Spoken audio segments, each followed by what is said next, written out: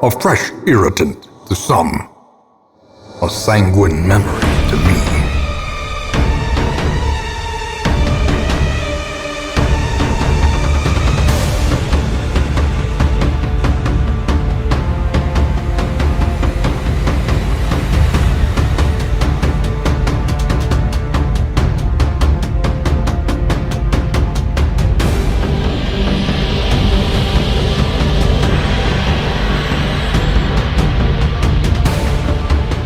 In those younger years, my home was a hive of unbridled hedonism. A roiling apiary where instinct and impulse were indulged with wild abandon. A bewitching predator slipped in amidst the swarm of tittering sycophants. Though outwardly urbane, I could sense in her a mocking thirst. Driven half-mad by cloying vulgarity, I plotted to rid myself of this lurking threat in a grand display of sadistic sport. But as the moment of murder drew nigh, the gibbous moon revealed her inhuman desires in all their stultifying hideousness.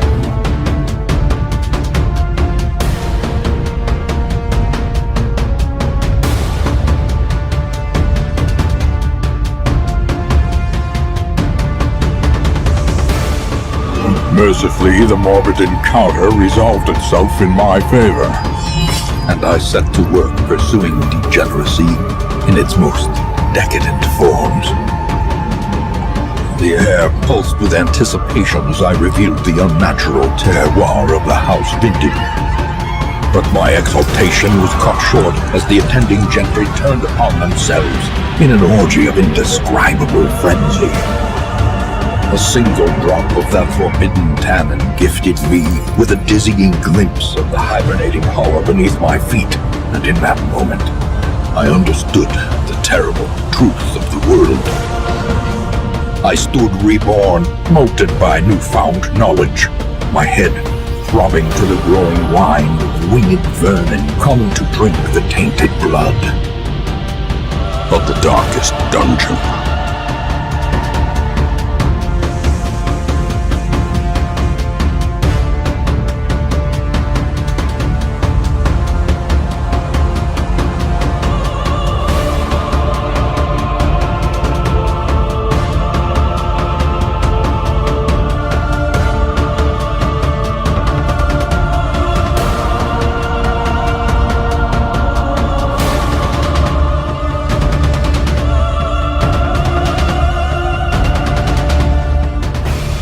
The courtyard and gardens surrounding the manor were once a point of pride for the diligent custodians I employed. Great banquets and lavish social affairs were hosted here under the stars. Despite the expectation of propriety normally ascribed to those in our position, we mocked the stoic melancholy of the moss-covered fountains and cherubic statues, our salacious trysts half hidden in the hedgerows, our morality slipping ever deeper into the mud.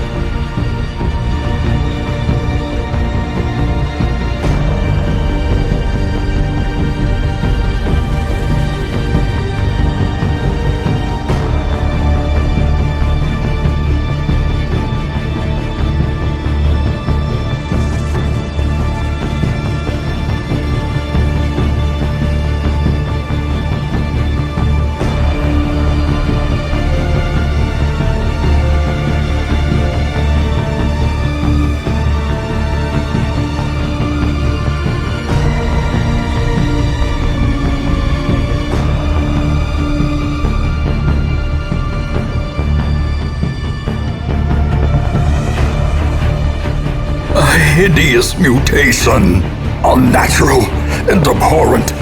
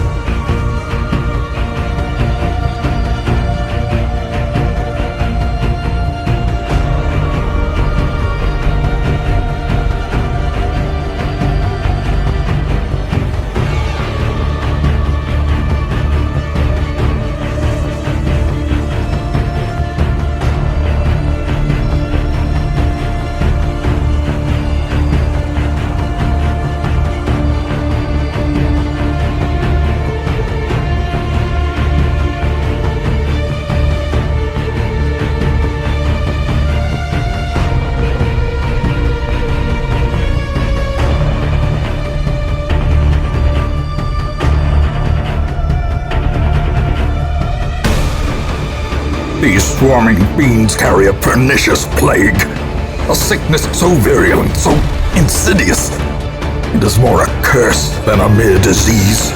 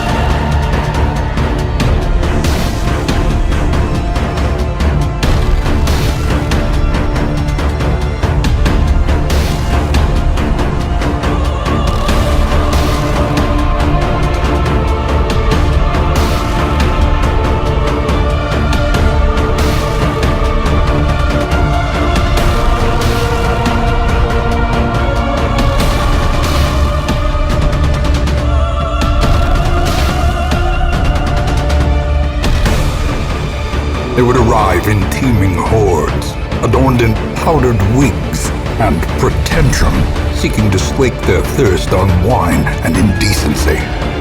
As intoxication invariably took hold, innocuous frivolities would escalate to ever more disturbing diversions.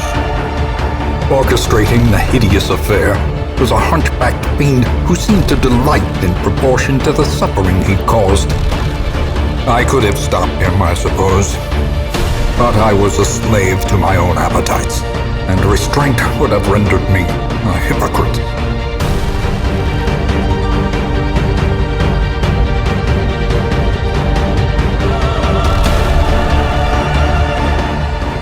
What games does this diminutive fool play at now?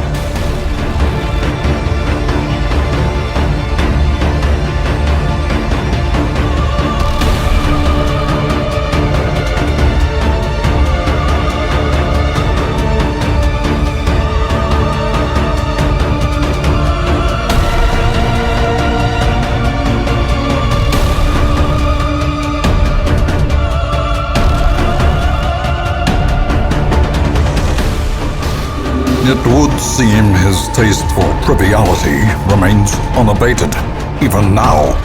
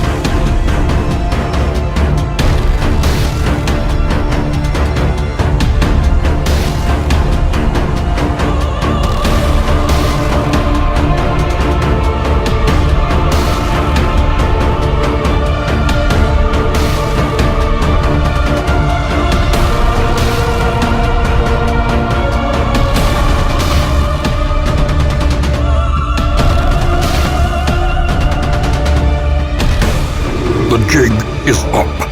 The game is done.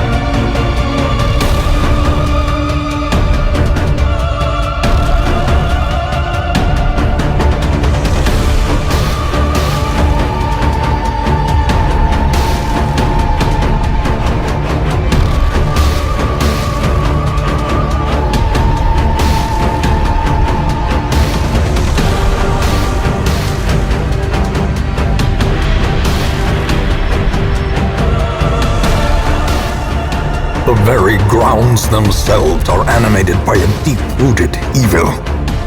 A cosmic hatred for all that thrive beyond its tainted grasp.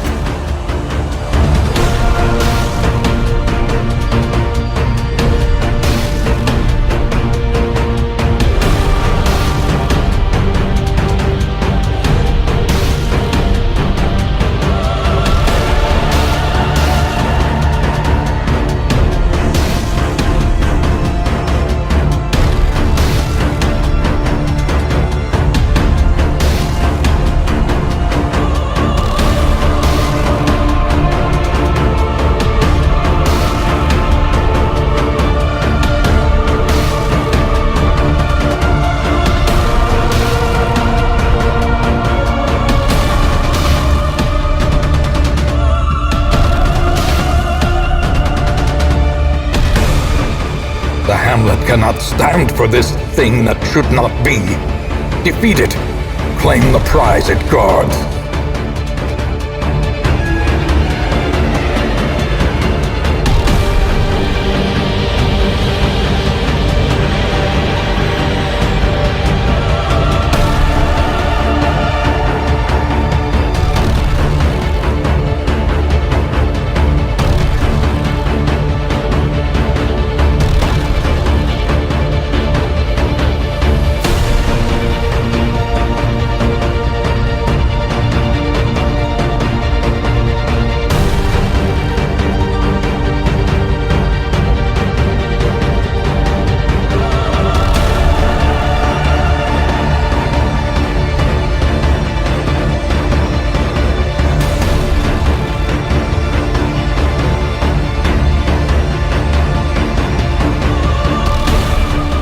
It crumbles for now, but I fear there may be no end to this bloodborne evil.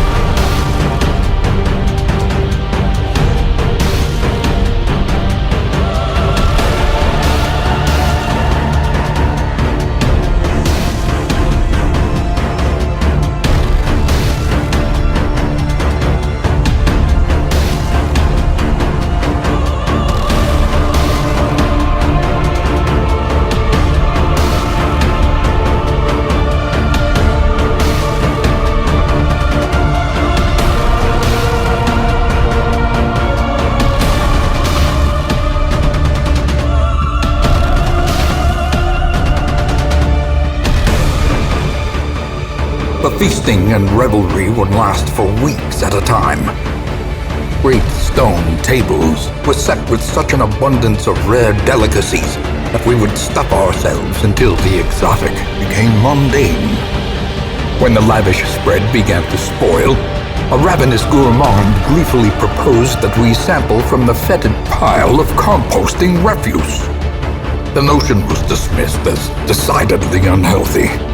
But days later, he was found cackling madly atop a heap of rancid comestibles, licking his fingers in delight.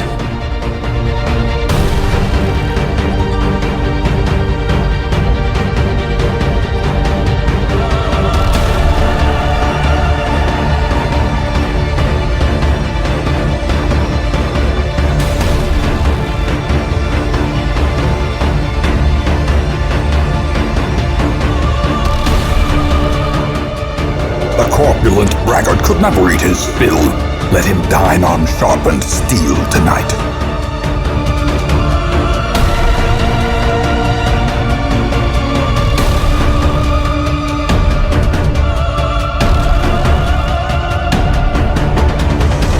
The glutton's taste for morbidity is made more pronounced by his mutation.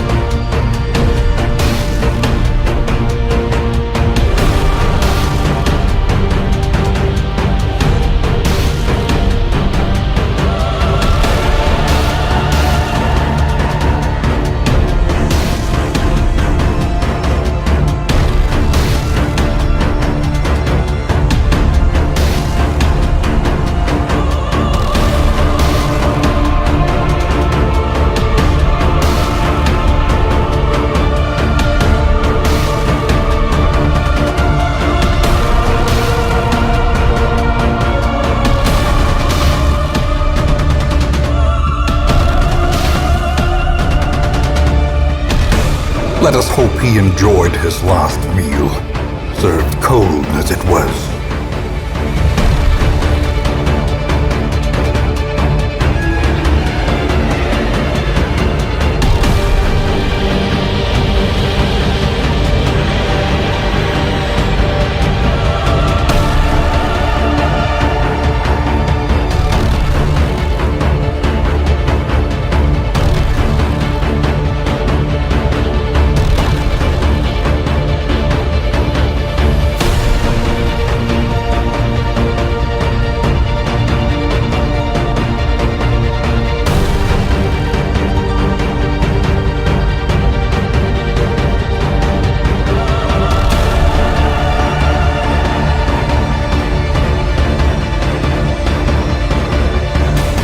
Dire circumstances are rarely remedied with fear and fanaticism, and yet, here we are.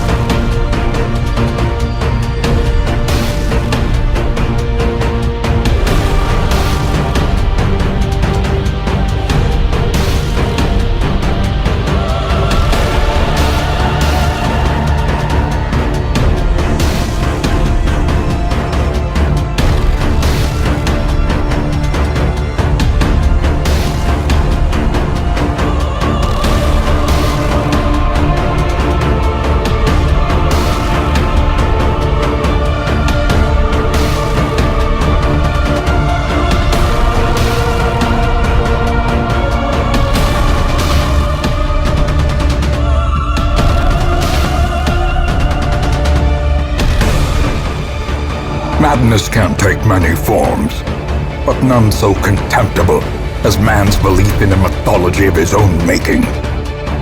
A worldview buttressed by dogmatic desperation invariably leads to single-minded fanaticism and a need to do terrible things in the name of righteousness.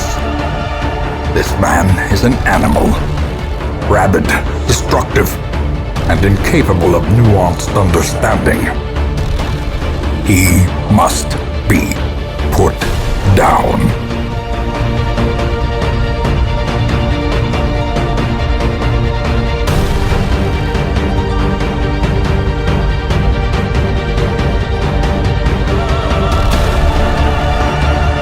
You are not alone in this place.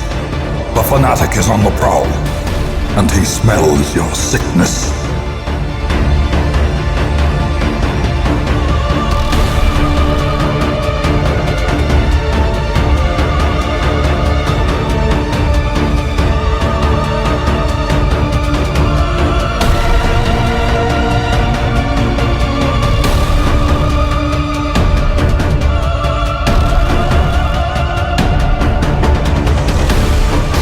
The flames of the smoldering pyre dance in his eyes with murderous zeal.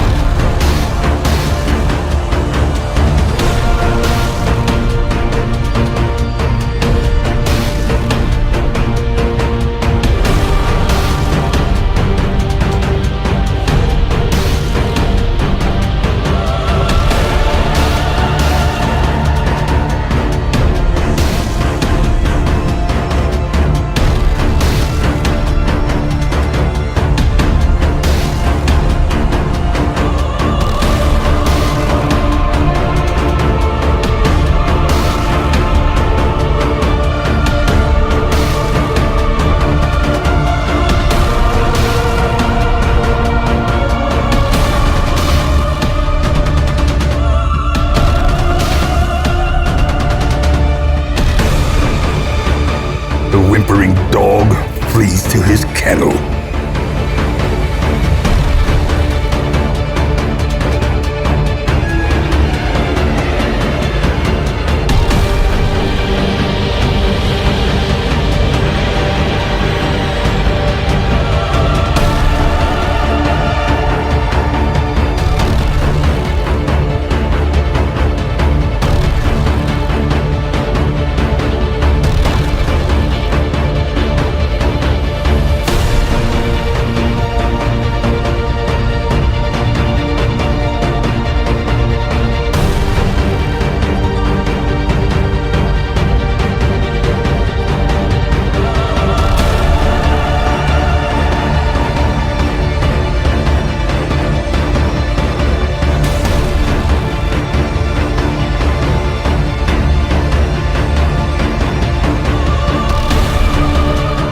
Even my untethered imagination dares not conceive of what effect the years spent submerged in toxic sludge may have had on her heteromorphic flesh.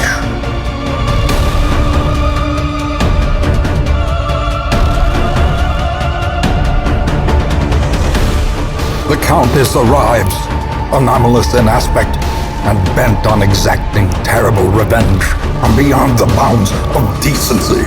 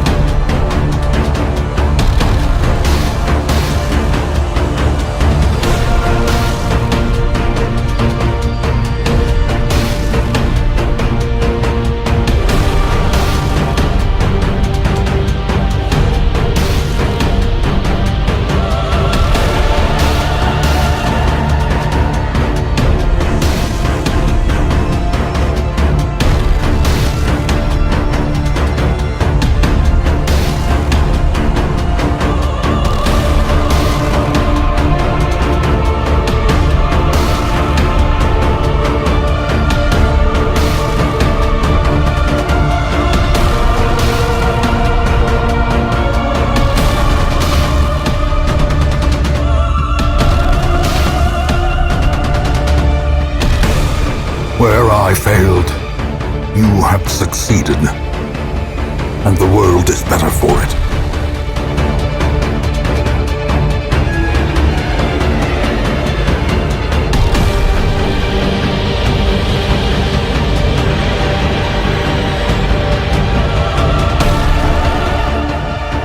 The rusted, moss-covered gates of the courtyard hang open, but the demoniacal pests will spread no further than its blood-soaked boundaries. And so, at last, the end of my beginning.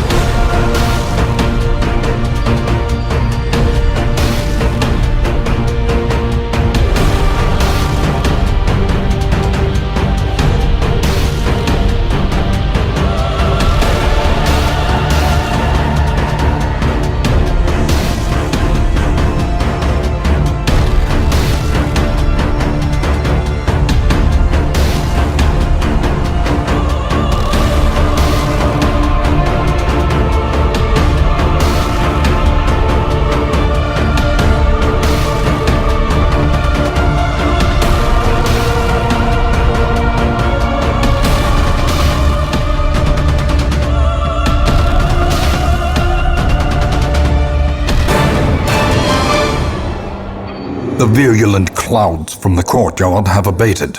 The airs of the estate feel narrowly agreeable once again.